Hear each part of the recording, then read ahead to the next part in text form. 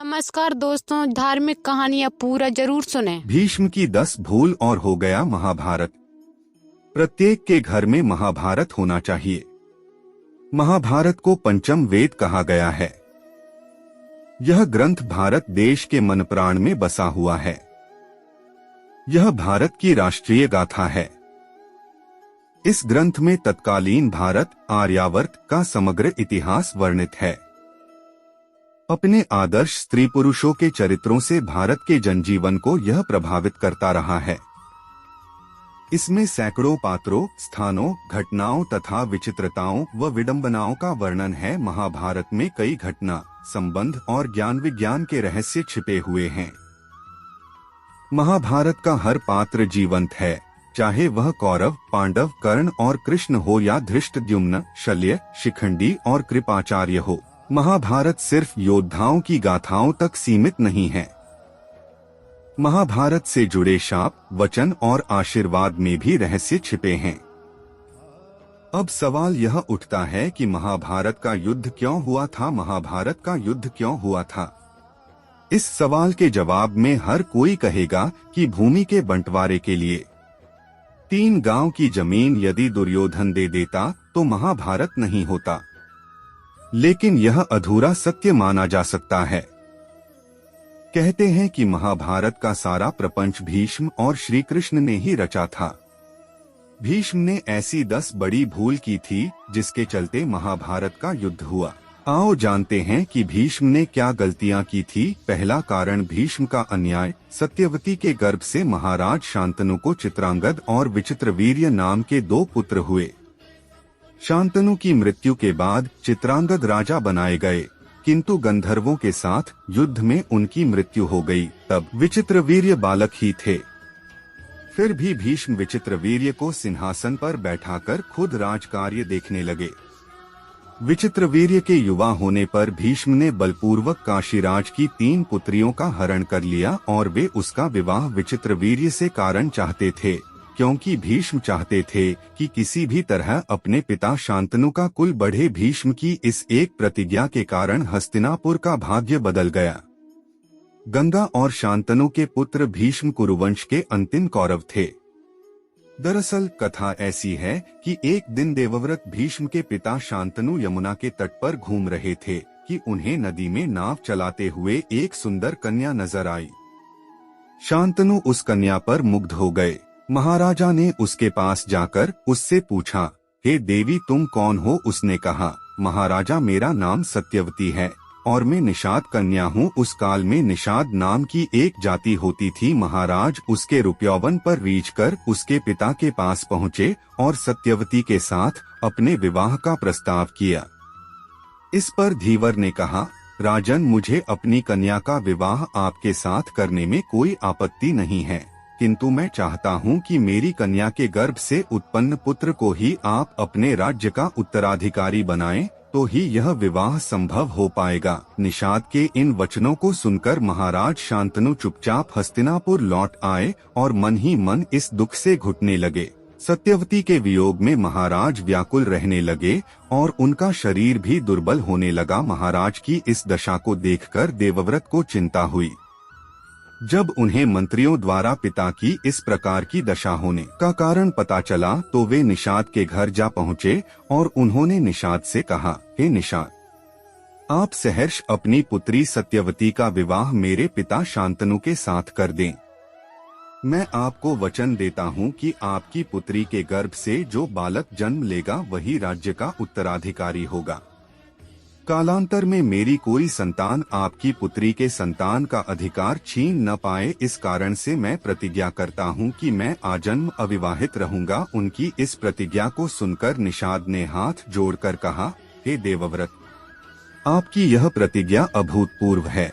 इतना कहकर निषाद ने तत्काल अपनी पुत्री सत्यवती को देवव्रत तथा उनके मंत्रियों के साथ हस्तिनापुर भेज दिया। दूसरा कारण गांधारी के साथ किया अन्याय। इसके अलावा भीष्म ने यह अपराध भी किया, यह जानते हुए भी कि गांधारी नेत्रहीन नहीं है।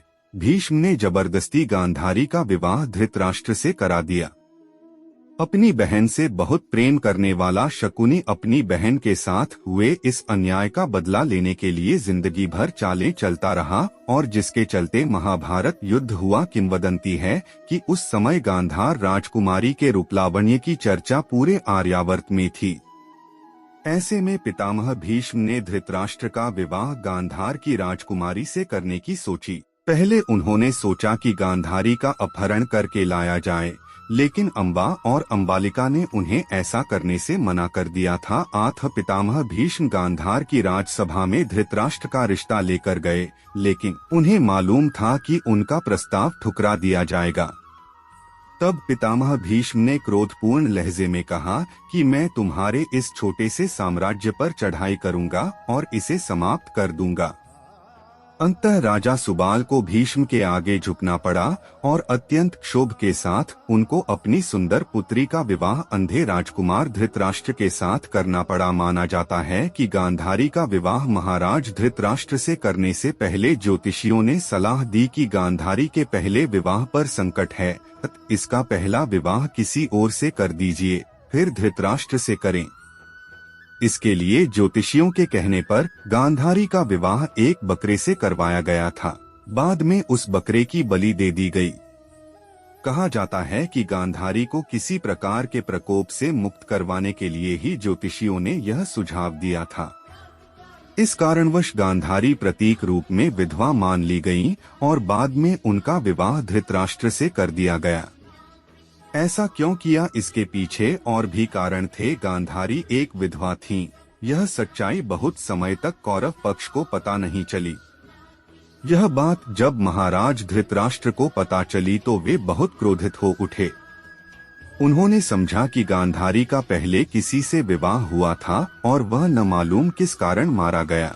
धृतराष्ट्र के मन में इसको लेकर दुख उत्पन्न हुआ और उन्होंने इसका दोषी गांधारी के पिता राजा सुबाल को माना। धृतराष्ट्र ने गांधारी के पिता राजा सुबाल को पूरे परिवार सहित कारागार में डाल दिया। कारागार में उन्हें खाने के लिए केवल एक व्यक्ति का भोजन दिया जाता था। केवल एक व्यक्ति के भोजन से भला सभी का पेट कैसे भरता? यह पूरे परिवार को भूखे मार देने की साजिश थी।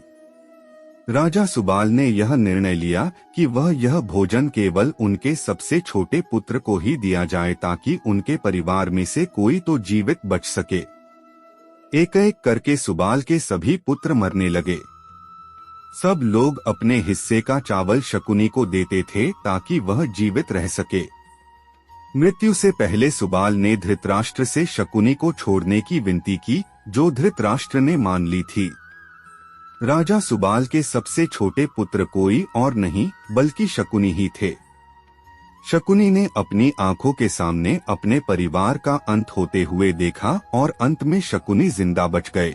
जब कौरवों में वरिष्ठ युवराज दुर्योधन ने यह देखा कि केवल शकुनी ही जीवित बचे हैं, तो उन्होंने पिता की आज्ञा से उसे क्षमा करते हुए अपने देश वापस लौट जाने या फिर हस्तिनापुर में ही रहकर अपना राज देखने को कहा। शकुनी ने हस्तिनापुर में रुकने का निर्णय लिया, यह जानते हुए कि परिजनों के मरने और गांधारी के जिंदगी भर मजबूरन आंखों पर पट्टी बांध कर रहने की वजह से शकुनी के दिल में हस्तिनापुर साम्राज्य के लिए जहर भरा है। भीष्म ने शकुनी को राज्य में रहने की इजाजत दे दी। परिणाम सब जानते हैं। तीसरा कारण धृतराष्ट्र के अन्याय पर चुप रहे भीष्म जानते थे कि पुत्र मोह में धृतराष्ट्र पांडवों के साथ अन्याय कर रहे हैं, लेकिन राजा और राज सिंहासन के प्रति निष्ठा के चलते भीष्म उनके साथ बने रहे। पांडवों के साथ हुए अति अन्याय के चलते ही महाभारत युद्ध हुआ।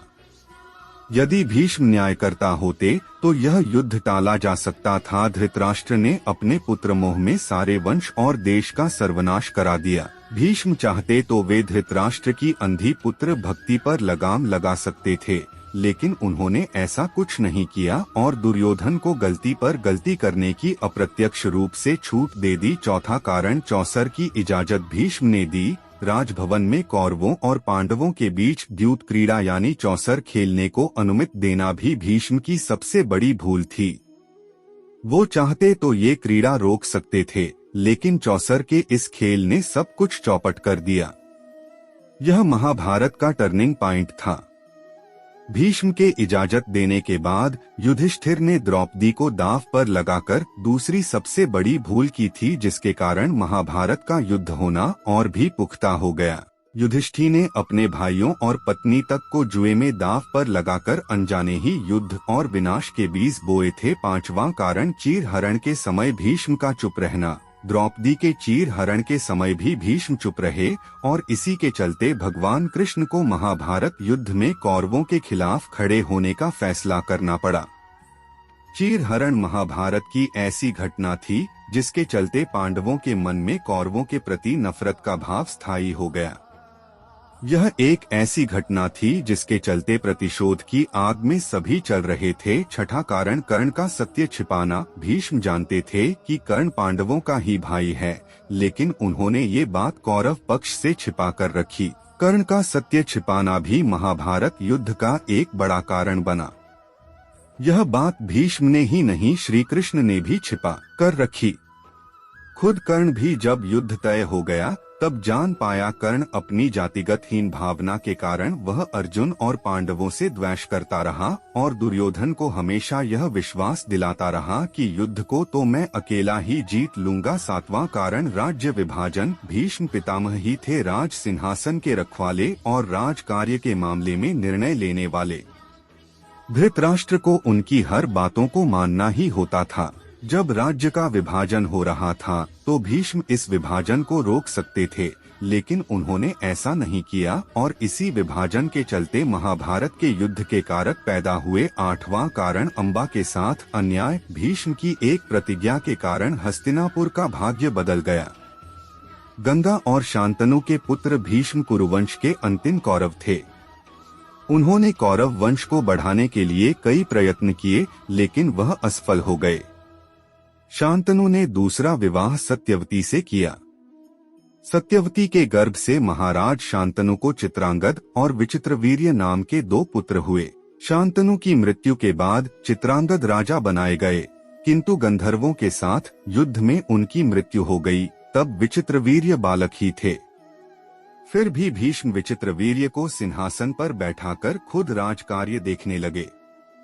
विचित्रवीर्य के युवा होने पर भीष्म ने बलपूर्वक काशीराज की 3 पुत्रियों का हरण कर लिया और वे उसका विवाह विचित्रवीर्य से करना चाहते थे, क्योंकि भीष्म चाहते थे कि किसी भी तरह अपने पिता शांतनु का कुल बढ़े। लेकिन बाद में बड़ी राजकुमारी अंबा को छोड़ दिया गया, क्योंकि वह शाल्वराज को चाहती थी। अन्य दोनों अंबालिका और अंबिका का विवाह विचित्रवीर्य के साथ कर दिया गया, लेकिन विचित्रवीर्य को दोनों से कोई संतानें नहीं हुई और वह भी चल बसा। शाल्वराज के पास जाने के बाद अंबा को शाल्वराज ने स्वीकार करने से मना कर दिया, क्योंकि वह हरण कर ली गई थी। अब अंबा के लिए यह दुखदायी स्थिति हो चली थी। अंबा ने अपनी इस दुर्दशा का कारण भीष्म को समझकर उनकी शिकायत परशुराम जी से की। परशुराम जी ने अन्याय के खिलाफ लड़ने की ठानी। परशुराम जी ने भीष्म से कहा कि तुमने अंबा का बलपूर्वक अपहरण किया है, अब तुम्हें इससे विवाह करना होगा, अन्यथा मुझसे युद्ध के लिए तैयार हो जाओ। भीष्म और परशुराम जी का 21 दिनों तक भयंकर युद्ध हुआ। अंत में ऋषियों ने परशुराम को सारी व्यथाकथा सुनाई और भीष्म की स्थिति से भी उनको अवगत कराया। तब कहीं परशुराम जी ने ही युद्ध विराम किया। इस स्थिति से अंबा फिर से न्याय मिलने से वंचित हो गई। बाद में अंबा ने बहुत ही द्रवित होकर भीष्म को कहा कि तुमने मेरा जीवन बर्बाद कर दिया और अब मुझसे विवाह करने से भी मना कर रहे हो। मैं निस्सहाय स्त्री हूँ और तुम शक्तिशाली। तुमने अपनी शक्ति का दुरुपयोग किया। मैं तुम्हारा कुछ भी नहीं बिगाड़ सकती, लेकिन मैं पुरुष के रूप दोबारा जन्म लूंगी और तब तुम्हारे अंत का कारण बनूंगी।